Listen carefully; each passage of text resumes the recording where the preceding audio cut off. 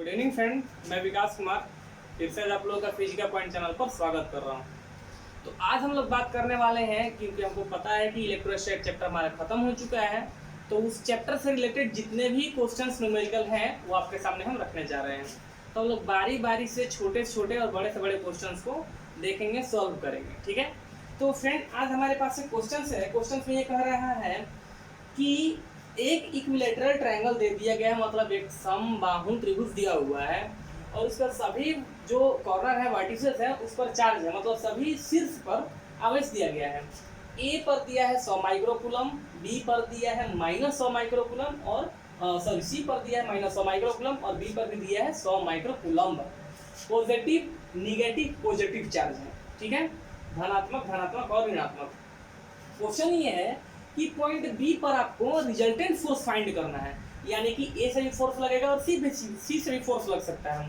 तो बी पर resultant force का वैल्यू कितना होगा ये आपको फाइंड करना है, मतलब परिणामी बल कितना होगा ये आपको निकालना है। तो पहले फाइंड करने के लिए आपको देखना पड़ेगा किस तरह का कैसे कैसे फोर्स एक्ट कर रहा है। तो हम देखेंगे ए से इस पर पॉजिटिव चार्ज है दोनों, तो ये हो जाएगा इस पर रिपल्सिव फोर्स। यहाँ से कंडीशन इसका हो जाएगा सी से आने वाला फोर्स, ये इसको बोलेंगे एफ ऑफ ए, इसको बोलेंगे एफ ऑफ सी। तो आपको पता है कि ये एंगल और ये एंगल आपस में इक्वल होंगे, ये पता है ना आपको, दोनों ही 60-60 होगा, ये तो आपको पता है। ठीक है, 60-60 होगा। अब यहाँ से इसलिए 60 होगा क्योंकि ये जब दो लाइन आपस में एक पॉइंट पर इंटरसेक्ट करता है, जब दो रेखाएं एक बिंदु पर कटती है तो उसके आमने सामने यानी कि in front of angle equal होता है। वर्टिकल अपोजिट बोलते हैं इंग्लिश में और हिंदी में बोलते हैं शीर्षाभिमुख कोण। ये दोनों 60-60 डिग्री पर होंगे। लेकिन हमें निकालना है रिजल्टेंट जब फोर्स का बात करेंगे हम, रिजल्टेंट फोर्स का जब बात करेंगे तो यहाँ पर एंगल जो होगा वो चेंज करके हो जाएगा 30 डिग्री के रिस्पेक्ट में। कितना हो जाएगा 30 डिग्री 30 डिग्री की बात करेंगे। अब हमें फाइंड करना है। ठीक है, तो आपको पता है कि परिणाम यानी कि नेट फोर्स जो निकालने का फॉर्मूला होता है, रिजल्टेंट का फॉर्मूला जो होता है, वेक्टर हम लोग पढ़े हैं, उसी आधार पर यहाँ पर हो जाएगा एफ ऑफ ए का square plus F of B का square plus 2fa fb, sorry C है ना यार, सी कॉस थीटा। ये कहाँ से आया है आप जानते हो, हम लोग वेक्टर से जानते हैं, ये होता है ना फॉर्मूला जी, A square plus B square plus 2ab cos theta. अगर ए बी दो वेक्टर हो तो आप ये जानते हो वेक्टर में नेट यानी रिजल्टेंट कैसे निकलता है। तो रिजल्टेंट हम वेक्टर के आधार पर ले रहे हैं क्योंकि अगर ए बी हमारे पास वेक्टर हैं, सॉरी वेक्टर का हम लोग साइन भी लगा देते हैं, वेक्टर हैं तो इस तरह से रिजल्टेंट निकाला जाता है। तो सेम ये हम कंडीशन यहाँ अप्लाई करने वाले हैं। तो हमें एफ ऑफ ए और एफ ऑफ बी का मान चाहिए, तो हम यहाँ से इसको हटा देते हैं। आपको अगर समझ में आ गया तो इसको हम क्या करते हैं, यहाँ से हटाते हैं, एफ ऑफ ए फाइंड करते हैं। ये कितना है एफ ऑफ ए, आपको पता है फॉर्म कूलम्स को लॉ लगाएंगे ना, ये ए का भी है और बी का, बी पर चार्ज कितना है 100 माइक्रोकूलम ही चार्ज है। आपको पता है कूलम के नियम से 1/4 pi epsilon naught Q1 Q2 by r square. आपको पता है इक्विलेटरल ट्रायंगल है, सबका साइड फिक्स है, तो ये हो जाएगा, इसका वैल्यू कितना होता है k का, यानी कि 1/4 पाई एप्सिलॉन नॉट का 9 × 10⁻⁹, k का वैल्यू 100 माइक्रोकूलम यानी 100 × 10⁻⁻6 और Q2 का भी मान सेम है 100 माइक्रोकूलम यानी -6 आर। 10 सेंटीमीटर मीटर में करेंगे तो कितना हो जाएगा 10/100। अगर स्क्वायर निकालते हैं इसको सॉल्व कर लो, कितना होगा 9 × ये देखो 100 का मल्टीप्लिकेशन करने से हो जाएगा 10,000 10⁻9 और ये हो जाएगा 10⁻12 और यहाँ से ये हो जाएगा 100 और यहाँ से 100 का स्क्वायर करके डायरेक्ट ऊपर लिख रहे हैं, कितना हो जाएगा 10,000। देखो कंफ्यूजन नहीं हुआ, ये 10/100 का स्क्वायर कर रहे हैं ना, तो 10 का स्क्वायर कितना हो जाएगा 100 और ये 100 का स्क्वायर करने पर 10,000, तो ये ऊपर चला गया यहाँ पे। सो हल कर लो, ये 100 से किसी 100 को काट देगा यानी हटा देगा, कैंसिल कर देगा, कितना हो जाएगा 9। अब देख लो यहाँ से टोटल शून्य का जीरो का कैलकुलेशन कर लो जरा, तो यहाँ पर कितना टोटल जीरो है 4 और यहाँ पर कितना है 2 6 और ये है 9, तो कितना हो जाएगा 15 हो जाएगा ना, 9 6 15 प्लस। कंफ्यूजन नहीं होना है आपको, कंफ्यूज नहीं होना इसमें। ठीक, देख लो कैसे किए हैं। 15 कहाँ से आगे है 9 0 पहले से था 10⁻9, 4 यहाँ से 9 4 13 और 2 यहाँ से 15। फाइनल में कितना हो जाएगा, ये आपका हो जाएगा 9 इंटू 10⁻3। क्लियर है। अब यहाँ से एफ ऑफ बी हम फाइंड करेंगे। आपको पता है एफ ऑफ बी भी फाइंड करोगे सेम फॉर्मूला लगाएंगे, चार्ज भी वही है, मैग्नीट्यूड से बस साइन चेंज कर जाएगा। देख लो, अगर हम एफ ऑफ ए वाला निकाल लिए हैं, आपको ये आया है, दोनों में चार्ज का मैग्नीट्यूड यानी वैल्यू दोनों का सेम है, साइन भी सेम है, तो इतना आ गया है। इतना आपके पास जो फोर्स आया हुआ है, ठीक है, इतना जो आपके पास फोर्स मिला है ये आपको फाइंड हो गया है। अब कहने का मतलब ये है कि हमें एफ ऑफ सी चाहिए ना, एफ ऑफ सी फाइंड करने के लिए क्या हो जाएगा, सी और बी के बीच में हमको मतलब कि जो है कूलम फोर्स चाहिए। तो सी का जो वैल्यू है फोर्स का वो 100 माइक्रो कूलम है, लेकिन माइनस में और ये प्लस में, यानी मैग्नीट्यूड से में डायरेक्शन अलग अलग है। ये कितना हो जाएगा, माइनस में डायरेक्टली सेम यही प्रोसेस होगा, बस केवल आपको साइन चेंज कर देना है, आप निकालोगे सेम आएगा। ये -9 के रूप में आ गया, ये प्लस में, दोनों को हम पुट कर देते हैं यहाँ पर, दोनों का क्या करेंगे, एफ नेट में पुट करेंगे, दोनों हम एफ नेट में पुट करते हैं, एफ नेट में पुट कर दो, पुट करके देखो आप, ये हो जाएगा 9 इंटू 10⁻3 प्लस, ये माइनस में था तो दोनों का साइन चेंज करके डायरेक्ट क्या लिखेंगे, हम माइनस में ही लिखेंगे, 9 10⁻3 और यहाँ पर प्लस 2, F1 का वैल्यू कितना है, 9 इंटू 10⁻3, F2 का वैल्यू कितना, FA और FC का मान कितना है, यही 9 माइनस में है, सॉरी बॉस, ये क्या है, माइनस में था, 9 इंटू 10⁻3 और cos थीटा, थीटा कितना है, 30 डिग्री है ना, cos 30 डिग्री। तो भैया आप देख लो जरा, ये प्लस माइनस हो गया, कैंसिल, खत्म, बच कौन सा गया, ये वाला, तो माइनस में ले लो 2 और 9 इंटू 9 मल्टीप्लाई करोगे हो जाएगा 81, दोनों में 81 होता है ना, 9 इंटू 9 ये हो जाएगा 81, और ये कितना हो जाएगा, 336 हो जाएगा, मल्टीप्लाई कर दोगे ना, मतलब कि मल्टीप्लिकेशन में अगर पावर सेम होता है तो जोड़ते हैं।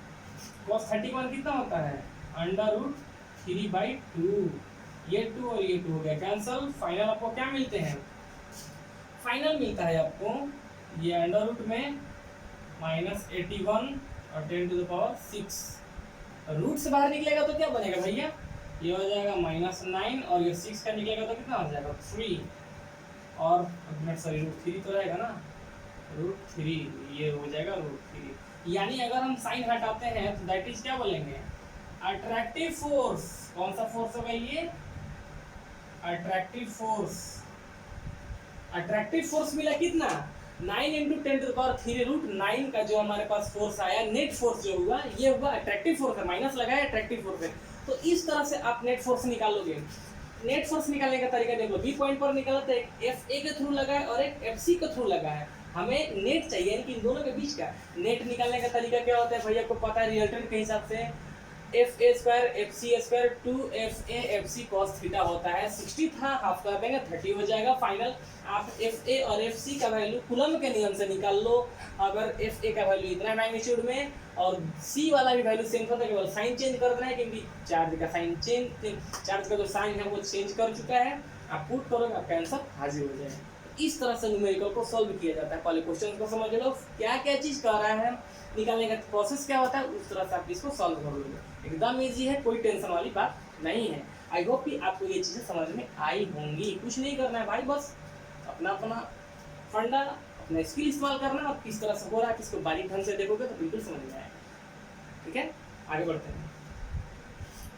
अब हमारे पास सेकंड क्वेश्चन है, वो देखेंगे। सेकंड क्वेश्चन भी यही है, बस थोड़ा सा ये है कि नहीं होता है कि वो भी ट्रायंगुलर सिस्टम में ही है, लेकिन आपका नेट फोर्स है सेंट्रोइड पर पूछेगा। ये तो एक पॉइंट पर था ना, सेंट्रोइड पर कैसे फाइंड आउट करते हैं वो देखना है हमें। ठीक है, जरा उस पर फोकस बनाते हैं, होता कैसे है। न्यूमेरिकल कुछ टफ नहीं होता है, बस आपको पेशेंस और क्वेश्चंस को रीड करने का तरीका पता होना चाहिए। क्वेश्चंस को अच्छे से रीड करोगे, लॉजिक इस्तेमाल करोगे, कौन सा फॉर्मूला सेट कर रहे हैं, कॉन्सेप्ट हमारा क्या है, एकदम सॉल्व होगा। अगर आपको दिक्कत होता है तो कमेंट बॉक्स मेरा खाली है यार, उसमें आप कमेंट कर दो क्या प्रॉब्लम है आपके पास। तो हमारे पास सेकंड क्वेश्चन है, समझाते हैं, दिखाते हैं। ये है हमारा second question, A B C ठीक है।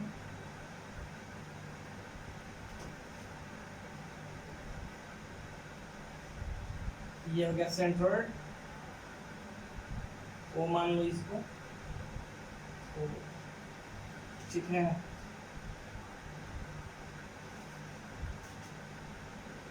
कंडीशन है, हाँ 4 सेंटीमीटर का सब लेंथ दिया हुआ है, चार्ज जो भी है यहाँ से ये Q1 10 माइक्रोकूलम का, Q2 10 माइक्रोकूलम का, और Q3 ये भी है 10 माइक्रोकूलम का।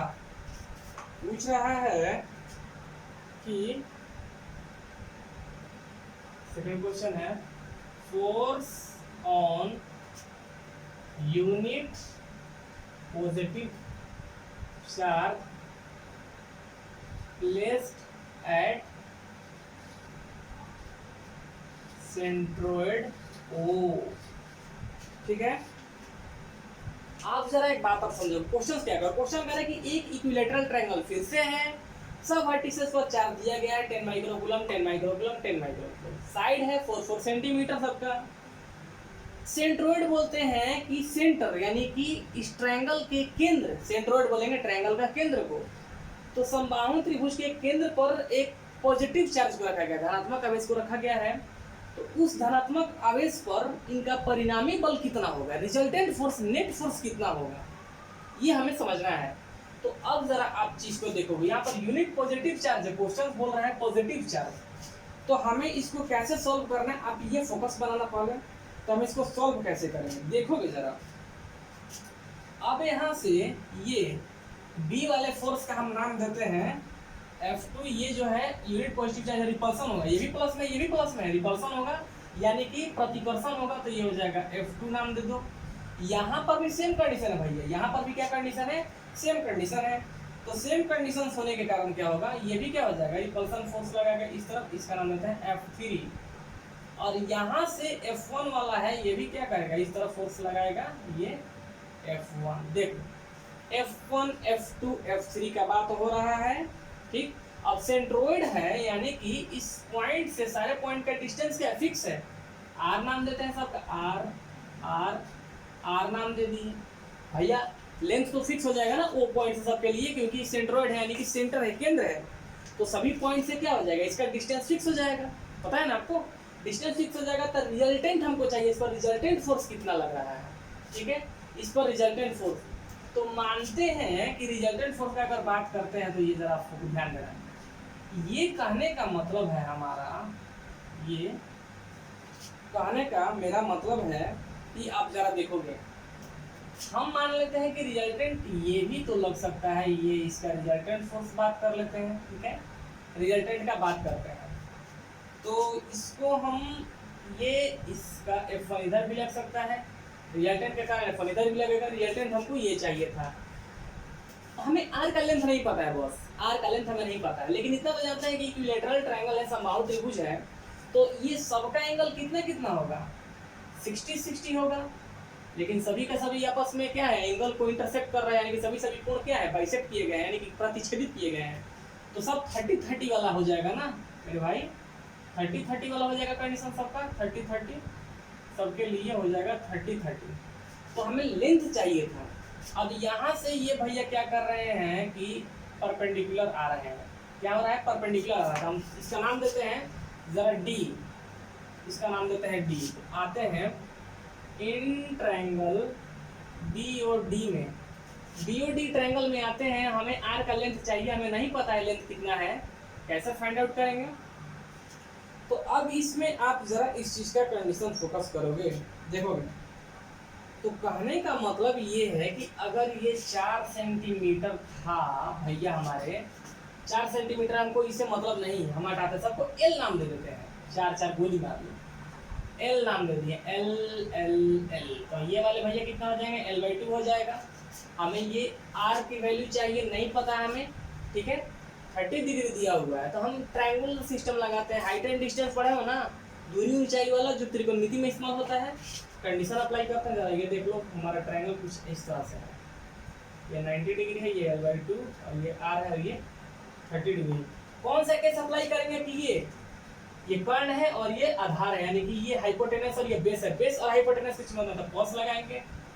कॉस 30 डिग्री का मान कितना होता है, कॉस क्या होता है, base by hypotenuse, base by hypotenuse, यानी कि cos 30 का मान कितना होता है, √3/2।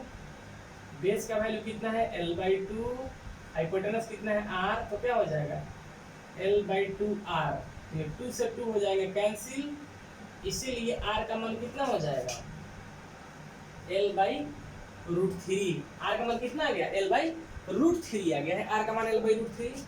अब यहाँ से कहने का मतलब हमें नेट फोर्स निकालना है। F net इक्वल टू क्या हो जाएगा, F1 प्लस F2 मैग्नीट्यूड में, सॉरी प्लस में F3, सबका मैग्नीट्यूड हो जाएगा। इस तरह से लिख सकते हैं मैग्नीट्यूड, ये भैया स्क्वायर के फॉर्म में निकलेगा, आपको पता है ना, ये मॉड लगाने का मतलब क्या है, स्क्वायर के फॉर्म में निकलेगा। ठीक है, तो हम F1 F2 F3 का वैल्यू लेते हैं, तो क्या हो जाएगा, हम पहले F1 और F2 के बीच में पता करते हैं क्या है कंडीशंस। ठीक है, तो ये हो जाएगा F1 का स्क्वायर, फिर से F2 का स्क्वायर और फिर 2 F1 F2 cos थीटा, और इधर हम मैग्नीट्यूड रखते हैं, F3 का मैग्नीट्यूड रखते हैं, कोई दिक्कत नहीं है, मैग्नीट्यूड रखते हैं। चलो भाई, अब कहने का मतलब ये है कि F1 और F2 का बात करते हैं, तो अब देख लो F1 तो अपोजिट साइड में आ रहा है ना, रिजल्टेंट फोर्स का क्या है, अपोजिट साइड में आ रहा है, ये सॉरी रिजल्टेंट फोर्स का ये जो F1 है वो क्या अपोजिट साइड में आ रहा है, तो भाई ये माइनस का केस बनाएगा ना, अपोजिट साइड में है तो माइनस का केस बना लेगा, आपको तो पता है अपोजिट साइड में है। तो इसको हम फाइंड करने पर हमारा वैल्यू क्या आ जाएगा, F2 और F3 जो है, ये F1 और F2 वाला जो कंडीशन आप देख रहे हो, F1 F2 वाला जो कंडीशन है वो रिजल्टेंट के रूप में अगर लाते हो तो क्या हो जाएगा, ये हो जाएगा ये माइनस में F3 के स्क्वायर के बराबर हो जाएगा।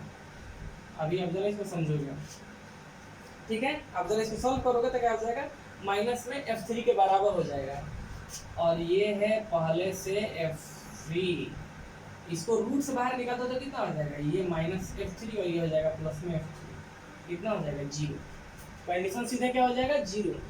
अब कुछ लोग आप ये नहीं समझ पा रहे हो कि F1 F2 करने से F3 का मतलब वैल्यू कैसा देने लगेगा, तो जितना F3 का वैल्यू निकालोगे उतना F1 और F2 स्पेशल्स मिलकर निकालेंगे, एकदम सेम आप सॉल्व करते हो, जो वैल्यू क्वेश्चंस में दे रखा है उस तरह से आप सॉल्व करोगे तो फाइनल में यही आएगा। तो F1 और F2 का जो वैल्यू मिलेगा, मैग्नीट्यूड मिलेगा, वो F3 के अपोजिट साइड के रूप में आ जाएगा। मतलब कि कहने का मतलब ये है कि क्या बोलते हैं उसको, अट्रैक्टिव फॉर्म में आएगा, यानी कि F3 का जो वैल्यू होगा वो F3 का जो वैल्यू F3 में सेम के रूप में आएगा। ये दोनों का यानी कि F1 और F2 का कंडीशन जो है वो F3 को मिलाकर बनेगा, F1 F2 का कंडीशन F3 को मिलाकर बनेगा। F1 के कारण रिजल्टेंट में क्या हो जाएगा, माइनस लग जाएगा भैया, क्योंकि देख लो अपोजिट साइड में है।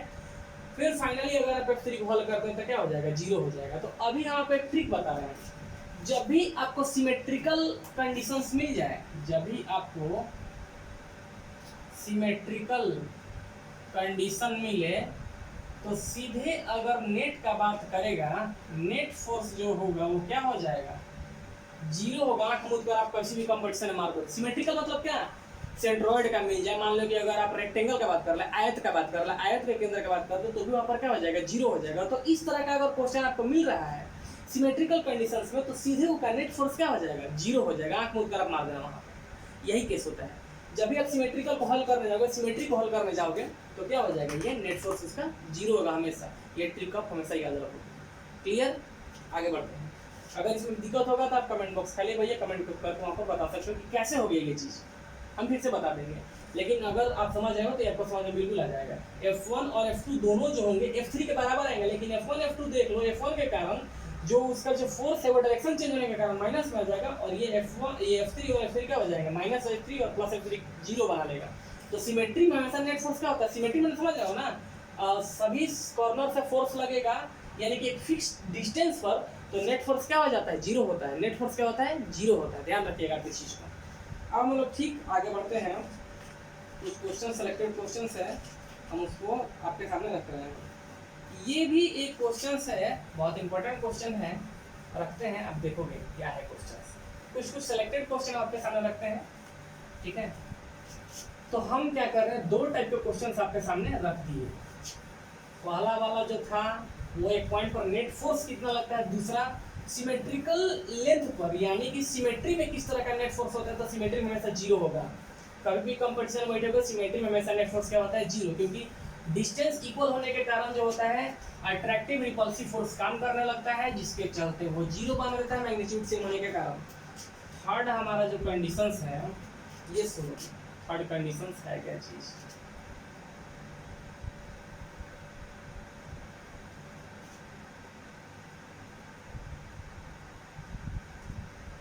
थर्ड है, देख लो ये क्या है, ये है क्वेश्चन कह रहा है कि हमारे पास दो चार्ज स्फीयर है, एक 36 माइक्रोकूलम का, एक 4 माइक्रोकूलम का, दोनों के बीच का डिस्टेंस कितना है, 60 सेंटीमीटर है। दोनों के बीच का डिस्टेंस कितना है, 60 सेंटीमीटर है। कह रहा है कि बड़े वाले स्फीयर के कारण किस पॉइंट पर इसका इंटेंसिटी जीरो हो जाएगा, यानी कि electric field intensity, that is विद्युत बल, इलेक्ट्रिक फील्ड, विद्युत क्षेत्र तीव्रता क्या हो जाए, शून्य हो जाए।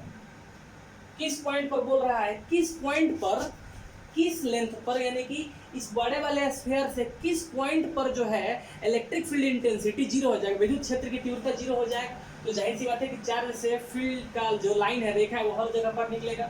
मानते हैं कि इस पॉइंट पर जो है वो क्या हो जाएगा, x दूरी पर, बोल रहे हैं कितने दूरी पर, बड़े वाले स्फीयर से, बड़े वाले गोला से कितने दूरी पर विद्युत क्षेत्र की तीव्रता जीरो हो जाएगा, विद्युत क्षेत्र का तीव्रता जो होगा जीरो हो जाएगा। कितने दूरी पर विद्युत क्षेत्र का जो तीव्रता है वो शून्य हो जाएगा।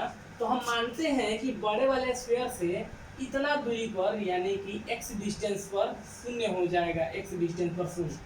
तो कहने का मतलब मान लेते हैं, ये है ए और बी स्थान लेते हैं, और ये है पी। ए से पी तक का डिस्टेंस x है, तो पी से बी तक का डिस्टेंस कितना हो जाएगा, 60 माइनस एक्स होगा, जाहिर सी बात है। तो बोला है ना कि कितने दूरी पर, बड़े वाले गोले से कितना दूरी पर क्षेत्र तीव्रता, यानी विद्युत क्षेत्र की तीव्रता, इलेक्ट्रिक फील्ड इंटेंसिटी जीरो हो जाएगा, x डिस्टेंस पर भैया मान लेते हैं। तो हम निकालते हैं कितना, तो देख लो, अब एक इंटेंसिटी यहाँ पर काम करेगा, एक इलेक्ट्रिक फील्ड इंटेंसिटी यहाँ के लिए होगा, दूसरा इलेक्ट्रिक फील्ड इंटेंसिटी यहाँ के लिए होगा, हम निकालेंगे। तो आपको पता है इलेक्ट्रिक फील्ड इंटेंसिटी फॉर्मूला क्या होता है, Q/R होता है ना। तो इसको मानते हैं R1, और ये वाले भैया को मानते हैं हम Q1 और Q2 मान लो इसको, ये मानते हैं R2। वैल्यू पुट कर दो, Q का मान कितना था बड़े वाले का, 36 माइक्रोकूलम 10⁻⁻6, और ये R1 हम x मानते हैं, और ये कितना हो जाएगा, ये हो जाएगा K, और ये हो जाएगा 4 × 10⁻⁻6 बाई में, ये कितना हो जाएगा, तो 60 माइनस x था। क्लियर है, दिखा तो नहीं होगा। अब देखो ये K से K हो जाएगा कैंसिल आउट, 10⁻⁻6 10⁻⁻6 खत्म, बस। तो ये कितना हो जाएगा 36/4, ये क्रॉस मल्टीप्लाई फॉर्म में, ये x बाई में 60 माइनस 6, 4 9 जा 36, क्रॉस मल्टीप्लाई कर लेंगे कितना हो जाएगा, 9 × 60 हो सके, 9 × 60 minus x is equal to x हो जाएगा। मल्टीप्लाई कर लो, 540 माइनस में 9x is equal to x, ये उस तरफ हो जाएगा, कितना हो जाएगा 10x, जोड़ोगे ना, ऐड कर दोगे, तो x इज इक्वल टू कितना हो जाएगा 54 सेंटीमीटर रहेगा। तो 54 सेंटीमीटर पर जाते जाते इलेक्ट्रिक फील्ड इंटेंसिटी क्या हो जाएगा, जीरो हो जाएगा। देख लो, कुछ नहीं, क्वेश्चन में दो चार्ज स्फीयर था, दोनों चार्ज स्फीयर के बीच का डिस्टेंस 60 सेंटीमीटर था। क्वेश्चन ये कह रहा है कि बड़े वाले चार्ज स्फीयर से कितना दूरी पर जाकर विद्युत क्षेत्र की तीव्रता, यानी कि इनका जो इलेक्ट्रिक फील्ड का जो एक्सपीरियंस है वो कम हो जाएगा, जीरो हो जाएगा। तो हम मानते हैं भाई x डिस्टेंस पर हो जाएगा, यानी p पॉइंट पर जाकर खत्म हो जाएगा। अब क्या करेंगे, एक बार बड़े वाले चार्ज का इलेक्ट्रिक फील्ड इंटेंसिटी निकालेंगे और एक बार छोटे वाले चार्ज का। बड़े वाले चार्ज आपको पता है इंटेंसिटी फॉर्मूला kq/r होता है, तो एक बड़े वाले का kq/r1, दूसरे का kq2/r2, दोनों के इसका x रखेंगे, इसका 60 माइनस x का वैल्यू निकालो भैया, हो जाएगा। इस तरह से नॉर्मली क्वेश्चंस को सॉल्व करते हैं। उम्मीद कर रहे हैं कि आपको काफी मजा आ रहा होगा। तो इस तरह से क्वेश्चन जो है आप आराम से सॉल्व कर सकते हैं। एक क्वेश्चन ले लेते हैं आज फिर से, इंटरेस्टिंग क्वेश्चन है भाई, देख लो जरा कैसा है। आई होप ये वाला आपको बढ़िया समझ में आ रहा होगा। आगे बढ़ते हैं। इसी तरह से आप न्यूमेरिकल पर फोकस बना के रखो और आपको क्वेश्चंस जो है वो काफी इजी वे में हल होते जाएंगे, आपको दिक्कत नहीं होगा। ठीक है, फोकस बना के रखोगे और क्या क्या कैसे कैसे क्वेश्चन करेगा और क्वेश्चंस को रीड करने का आपको आइडिया मिल गया। क्वेश्चंस को रीड करना है, क्वेश्चंस में क्या दिया हुआ है, अगर ये चीज आपके पास है, एबिलिटी है आपने, तो आप न्यूमेरिकल को आसानी से सॉल्व कर सकते हैं। न्यूमेरिकल को इसी तरीके से आप आराम से सॉल्व कर लोगे, आपके ऊपर कोई प्रेशर नहीं रहेगा। ये हमारे पास चौथा क्वेश्चन है। क्वेश्चन ऐसा है कुछ,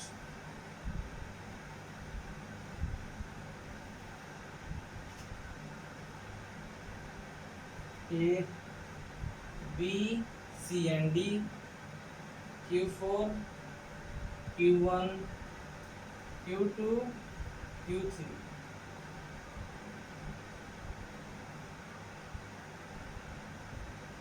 यहाँ पे पॉइंट क्वेश्चन कह रहा है कि चार जो है टोटल 4 चार्ज जो है कॉर्नर पर, यानी कि इक्वल स्क्वायर जो है, ये स्क्वायर है, स्क्वायर है मतलब सबका साइड क्या होगा, बराबर होगा, साइड सबका बराबर है। स्क्वायर के चारों कॉर्नर पर चार्ज दिया हुआ है Q1 Q2 Q3।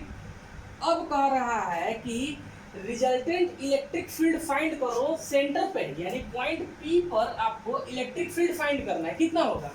तो अभी हम क्या बात है, जब भी सिमेट्रिकल का बात हो, नेट फोर्स निकालने का बात हो जाए या फिर इलेक्ट्रिक फील्ड निकालने का बात से जीरो होता है आंख मूंद कर। लेकिन यहाँ पे कैसे बोलोगे कि भैया आंख मूंद कर, कैसे, थोड़ा सा आप कंसेप्ट बता दो। कुछ नहीं है, देखो यहाँ सब पॉजिटिव चार्ज है भैया, यहाँ पर भी यूनिट पॉजिटिव चार्ज है, तो इसके कारण जो होगा ये इलेक्ट्रिक फील्ड इस तरफ होगा, ठीक है।